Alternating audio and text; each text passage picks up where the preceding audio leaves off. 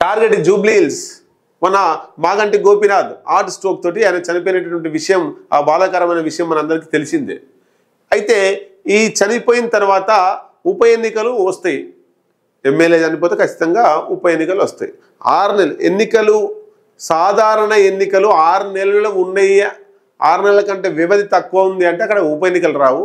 6 నెలల కంటే ఎక్కువ వ్యవధి ఉంది, సమయం ఉంది అన్నప్పుడు అక్కడ ఎక్కడైనా ఉప ఎన్నికలు వచ్చే అవకాశం ఉంటుంది.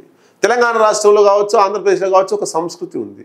చనిపోతే ఎవరైతే శాసనసభ్యుడు చనిపోతే ఆ శాసనసభ్యుడి కుటుంబానికి టికెట్ ఇచ్చి ఇంకా మిగతా పార్టీలు ఎవరు కూడా పోటీ అయ్యి దాదాపు 90% ఏకగ్రీవంగా అక్కడ ఎన్నిక అయ్యే అవకాశాలే ఉండేది ఇదివరదాకా. కానీ ఏం జరుగుతుంది అంటే తెలంగాణ రాష్ట్రంలో ఈ విలువలు పాటించకుండా ఇక పోటీ చేసి మొత్తం మీద ఆ కుటుంబం మీద సానుభూతి లేకుండా, చనిపోయిన వాళ్ళ మీద సానుభూతి లేకుండా ఎన్నికలలో పోటీ చేస్తున్నారు. పోటీ చేయొచ్చు, రాజ్యాంగం కల్పించింది, ఎవరైనా పోటీ చేయొచ్చు, ఎక్కడైనా పోటీ చేయొచ్చు ఎమ్మెల్యేగా, రైట్. ఇక ఎక్కడి నుండి అంటే దుబ్బాక సోలిపేట రామలింగారెడ్డి ఎవరైతే చనిపోయారో అప్పుడు అక్కడ నుండి ఇదంతా ట్రెండ్ కొనసాగుతున్నట్టు మనకు కనిపిస్తుంది. ఇక్కడ కూడా ఈ జూబ్లీ హిల్స్లో మాగంటి గోపీనాథ్ చనిపోతే ఆయన కుటుంబానికి ఇచ్చి మిగతా పార్టీలన్నీ కూడా తప్పుకోవాలి వాస్తవంగా. ఎందుకంటే ఆయన చనిపోకపోతే ఆయనే కూడా ఎమ్మెల్యే కొనసాగేటోడే కదా. కాబట్టి అలా కుటుంబమే కొనసాగాలనేటువంటిది కొన్ని పార్టీలు ఇప్పటికి విలువలు పాటిస్తాయి. కానీ ఇప్పుడు పాటించే అవకాశాలు లేవు. బైపోల్లో పోటీకి సిద్ధమవుతున్న కాంగ్రెస్, బీజేపీ, బీఆర్ఎస్. ఇక్కడ బీజేపీ 100% పోటీ చేస్తుంది. ఎందుకు అంటే అక్కడ టీడీపీ ఓట్లు ఎక్కువగా ఉన్నాయి.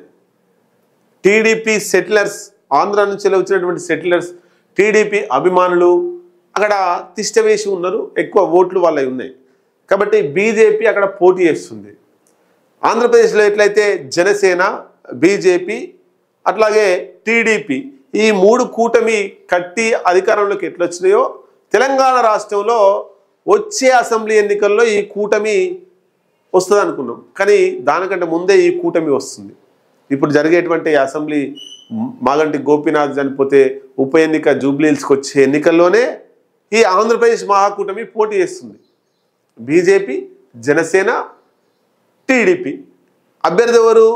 మరి బీజేపీ అభ్యర్థులు నిలబెడితే జనసేన, టీడీపీ, చంద్రబాబు నాయుడు వచ్చి ప్రచారం చేస్తాడు, అక్కడ పవన్ కళ్యాణ్ వచ్చి ప్రచారం చేస్తాడు, మందకృష్ణ పోయి ప్రచారం చేస్తాడు.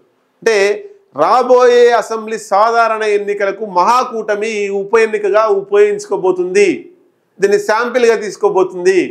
ఇక్కడ వీలైతే ఇక్కడ గెలిస్తే ఈ మహాకూటమి కట్టడం వల్ల మనం గెలిచినాం, వచ్చే ఎన్నికల్లో కూడా మహాకూటమి ఇట్లే కొనసాగాలి అనేటువంటిది దానికి నాంది, బీజం, ఫస్ట్ స్టెప్ జూబ్లీ హిల్స్ కాబోతుంది.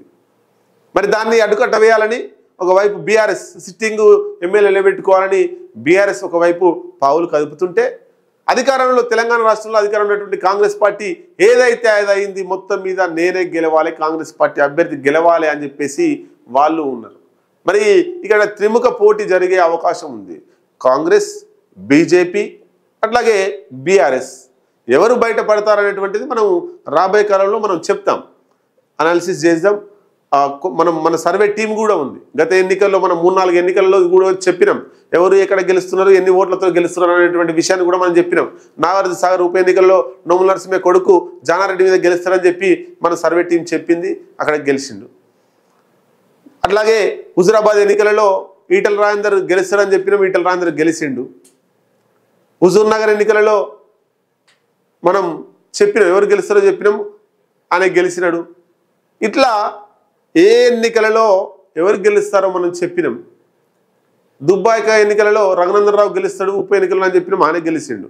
మొత్తం మీద మన సర్వే టీం ఉంది. కాబట్టి జూబ్లీ హిల్స్ ఎన్నికకి సంబంధించి కూడా ఎవరు గెలుస్తారో ఆ ప్రధాన పార్టీలు ఏ పోటీలు ఉన్నాయో ఆ పోటీ అక్కడ నామినేషన్ వేసిన తర్వాత మనం సర్వే టీంను పంపించి సర్వే కూడా చేద్దాం.